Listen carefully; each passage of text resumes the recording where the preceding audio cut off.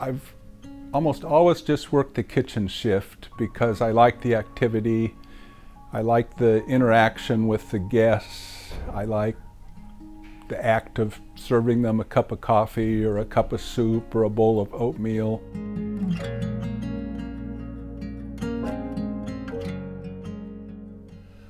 I think I've been doing it for 5 years, or since really the time that our church got on board as the primary warming shelter downtown. I worked out the arrangement with Arches, and I could tell that they needed help.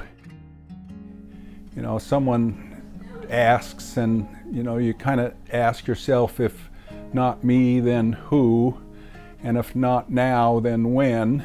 And I said, well, I guess it's me and now.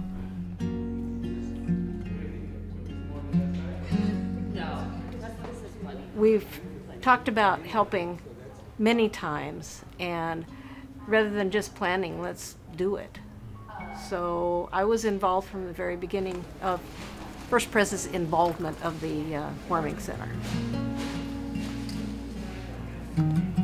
There you go. Very hot, to be careful. I like it. I like talking to the people that come. They're always so appreciative, and I joke with them, and they joke back, and it's fun. Lately, the church's focus has been on the hospitality end of it. So providing some nourishment and basically a safe, warm place for these very vulnerable people to stay when it's freezing outside. It's the nature of the people who come to a church warming shelter on a freezing night. They probably don't even have a tent. If they had a tent, they wouldn't want to give up their real estate or risk having their belongings disappear. So these are people who would otherwise be in doorways or cars. Being on the street in conditions like that generates its own kind of PTSD, because you've always got to be on the watch.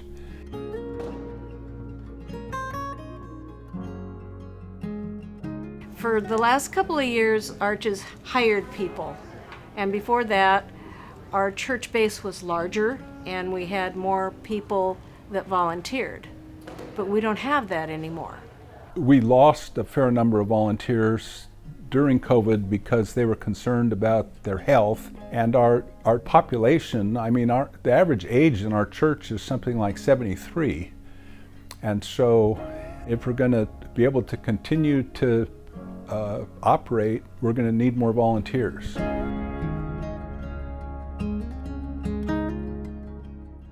We have people that are willing to buy groceries, people that are willing to give money, but a lot of them can't give their time in the evenings like this. We're helping the most vulnerable out there. And I think that's what Christ commands us to do. These really are human beings. They're someone's son or daughter, they're someone's father or mother, brother, sister, friend.